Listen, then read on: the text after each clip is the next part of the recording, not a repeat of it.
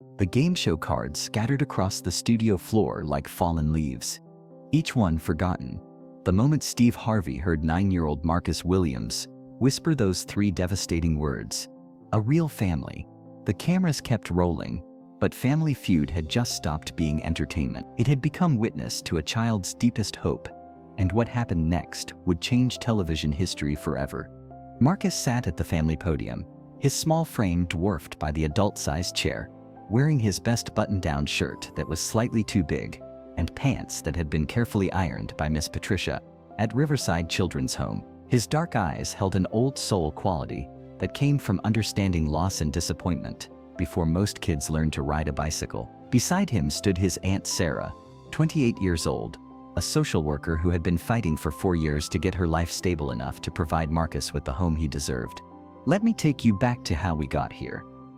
Marcus had been living at Riverside Children's Home since he was 5 years old, when his mother died in a car accident, and no family members were able to take him in. Sarah, his mother's younger sister, had been working 3 jobs at the time, living in a studio apartment, and struggling with her own demons of addiction and depression following her sister's death. For 4 years, Sarah had visited Marcus every weekend, promising him that one day she would be ready to give him the home he deserved.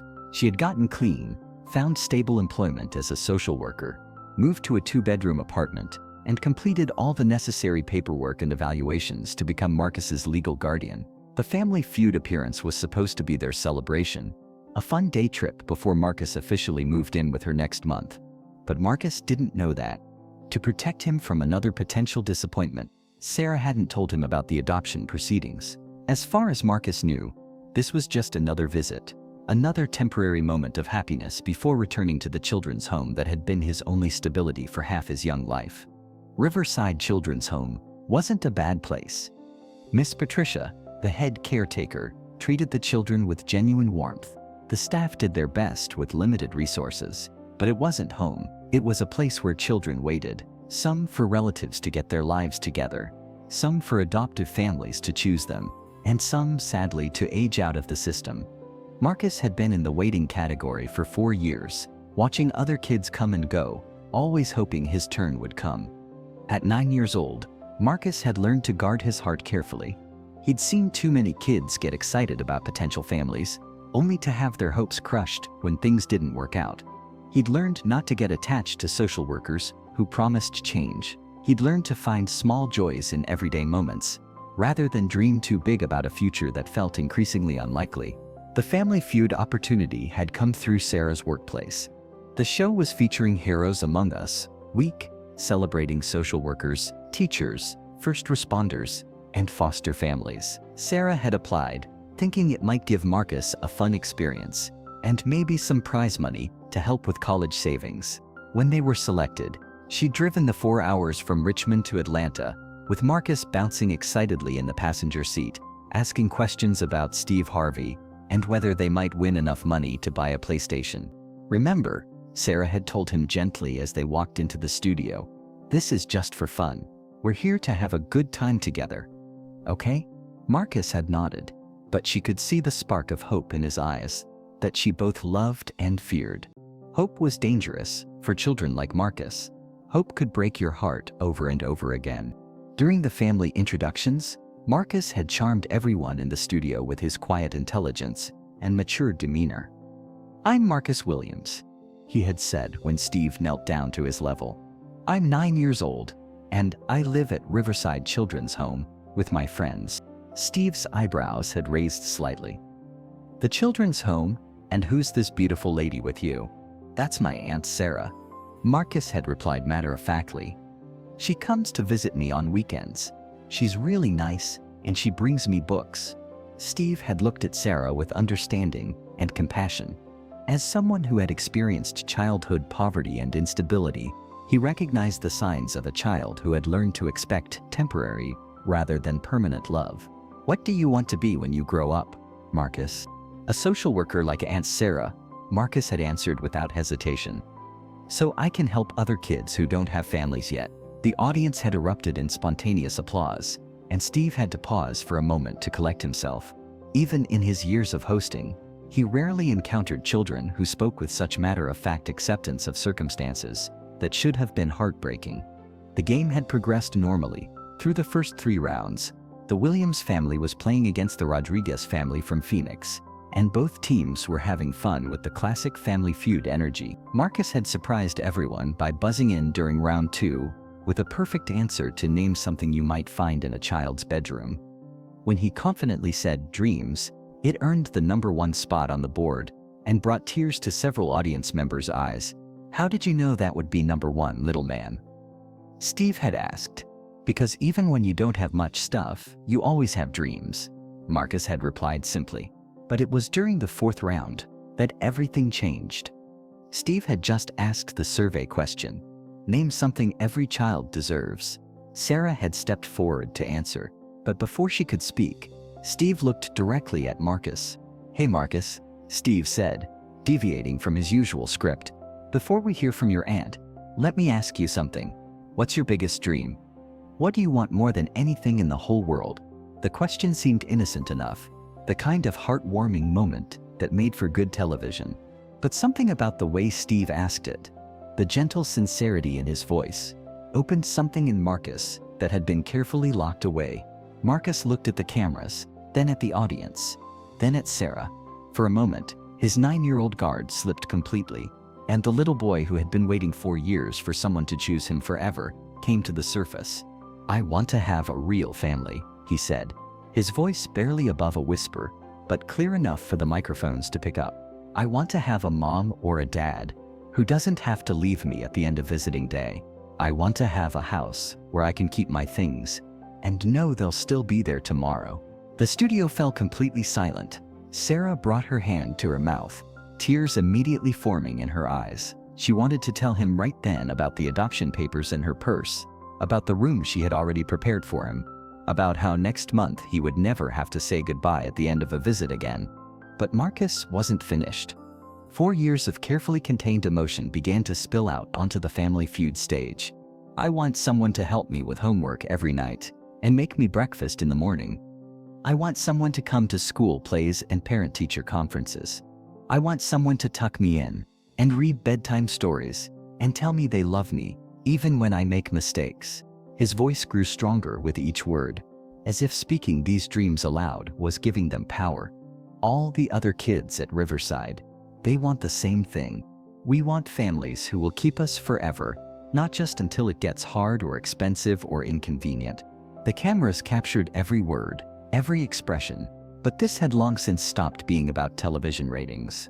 The audience was completely silent, except for the sound of people quietly crying. The Rodriguez family, their supposed competitors, had tears streaming down their faces.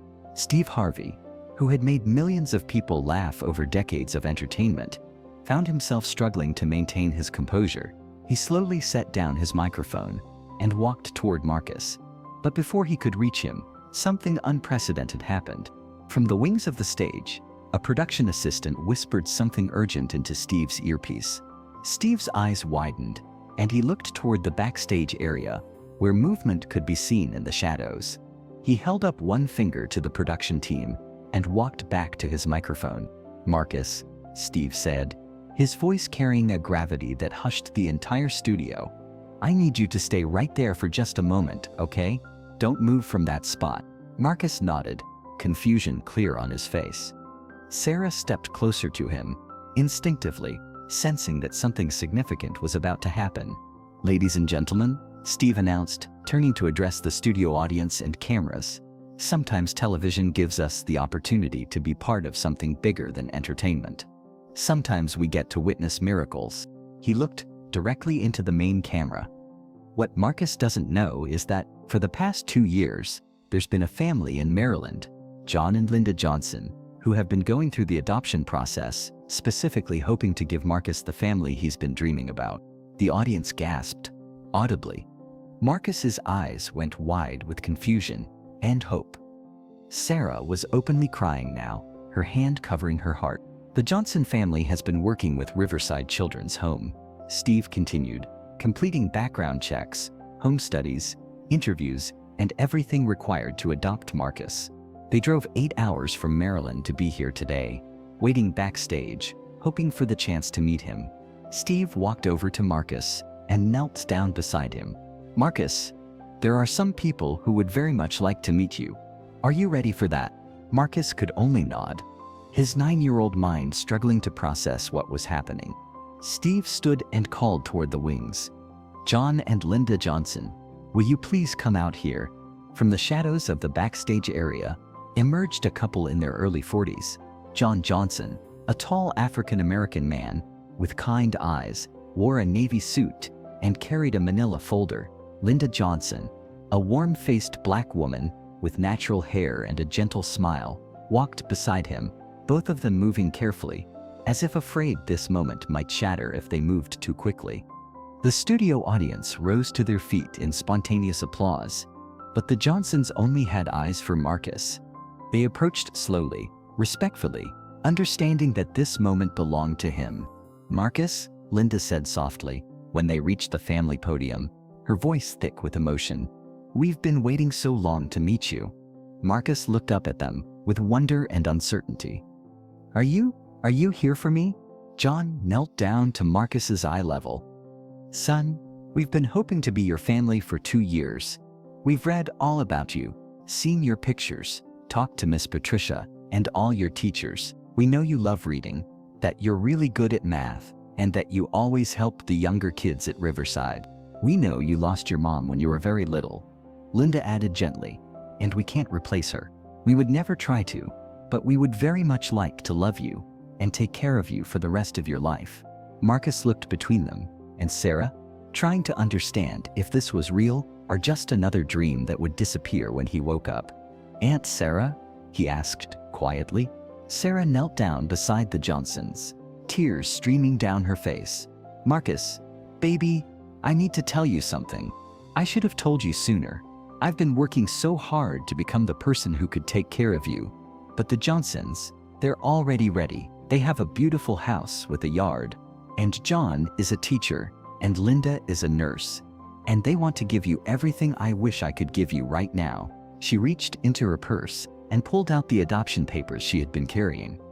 "I signed these yesterday because sometimes loving someone means helping them find the best family possible, even if it's not with you." Marcus's eyes filled with tears. "But what about our weekends? What about you?" "Oh, sweetheart," Sarah said, pulling him into a hug. "I'm not going anywhere. I'm going to be your aunt forever. But now you'll have a mom and dad too. The Johnsons live close enough that we can still see each other all the time." Linda opened the manila folder John had been carrying and showed Marcus the official documents. "These are adoption papers," she said gently. "If you want us to be your family, all we need to do is sign them together, and then you'll be our son forever." "Forever?" Marcus asked, the word carrying all the weight of a childhood spent in temporary situations. "Forever and always," John confirmed. "Through good days and bad days, when you're happy and when you're sad, when you succeed and when you make mistakes. That's what families do. They stick together no matter what." Steve Harvey, who had been quietly watching this exchange, stepped forward with tears in his eyes. "Marcus, do you know what you want to do?" Marcus looked around the studio, at the cameras, at the audience giving him a standing ovation, at Sarah crying happy tears, at the Johnsons waiting patiently for his answer. Then he looked at Steve. "Mr. Steve," he said, in a small but clear voice, "is this really happening? Are they really going to be my family forever?" Steve knelt down and put his hands on Marcus's shoulders. "Son, this is as real as anything gets. These people drove 8 hours just to meet you. They've been preparing for 2 years to give you a home. They're here because they want you, not because they have to be here." Steve stood up and began removing his suit jacket. "Marcus, this jacket has been with me for every show I've ever hosted. I wear it when families win big prizes, when people achieve their dreams, when something special happens on this stage." He draped the jacket over Marcus's small shoulders. It was comically oversized, hanging down to his knees, but Marcus stood a little straighter wearing it. "Today, you're not winning a prize," Steve said, his voice carrying across the studio with conviction. "Today, you're winning something better, a family who chose you specifically, who waited for you, who will never give up on you. And I want you to keep this jacket to remember that you are chosen, you are loved, and you are never going to be alone again."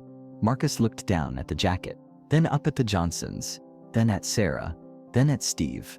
When he spoke, his voice was stronger than it had been all day. "I want to sign the papers," he said. "I want to be part of your family." The studio erupted in applause and tears. Linda Johnson dropped to her knees and wrapped Marcus in a hug that seemed to encompass years of waiting and hoping. John joined the embrace, creating a family circle right there on the Family Feud stage. Sarah stood nearby, crying and clapping, knowing she had helped give Marcus the greatest gift possible. Steve turned to address the cameras directly. "Sometimes television gives us the privilege of witnessing love in action. Today, we've seen what it looks like when a community comes together to give a child what every child deserves. A forever family. What happened after the cameras stopped rolling became the stuff of television legend." Steve personally ensured that the adoption paperwork was fast-tracked through the legal system. His foundation covered all the adoption fees, legal costs, and moving expenses. Within 2 weeks, Marcus was living in his new home in Maryland, with his own bedroom, his own toys, and a family who tucked him in every night. The episode became one of the most watched and shared in Family Feud history, viewed by over 60 million people across various platforms. But more importantly, it sparked a national conversation about adoption and the foster care system. Adoption agencies across the country reported a 400% increase in inquiries following the broadcast. Steve's foundation established the Marcus Williams Adoption Fund, which helps cover adoption costs for families wanting to adopt older children from foster care. The fund has since facilitated over 500 adoptions, connecting children with forever families. Marcus, now 14 years old, is thriving in his life with the Johnson family. He plays on his middle school basketball team, maintains straight A's, and volunteers at local adoption events, sharing his story with other children in foster care. He still keeps Steve's jacket in his closet, wearing it on special occasions, and whenever he needs to feel brave. Sarah visits regularly and has become like a beloved aunt to not just Marcus, but to the entire Johnson family. She eventually adopted a sibling group of 3 from Riverside Children's Home, inspired by Marcus's journey and her own growth. Every year on the anniversary of the show, Marcus sends Steve a letter updating him on his life, his achievements, and his dreams. The letters always end the same way. "Thank you for helping me find my forever family. I'm still wearing your jacket in my heart every day." The lesson that 9-year-old Marcus taught that day extends far beyond adoption. He reminded the world that every child deserves to be chosen, to be wanted, to belong somewhere permanently. He showed that sometimes the most profound moments happen when we're brave enough to speak our deepest truths, even when we're afraid they might not come true. John and Linda Johnson often say that they were the lucky ones, that Marcus didn't just gain a family, they gained a son who taught them about resilience, hope, and the power of never giving up on your dreams. Steve Harvey learned that day that the greatest prizes aren't the ones you win, they're the ones you help create for others. Sometimes a game show host can do more than entertain. Sometimes he can help change a child's entire life trajectory, because that's what real family looks like. That's what choosing someone sounds like. And that's what happens when a 9-year-old's whispered dream becomes a testament to the truth that every child deserves to be somebody's forever choice, not just their temporary responsibility. The microphone may have fallen silent, but Marcus's voice continues to echo in adoption agencies, foster homes, and family courts across the country, reminding adults everywhere that children are waiting not just for homes, but for families who will choose them completely, permanently, and without reservation.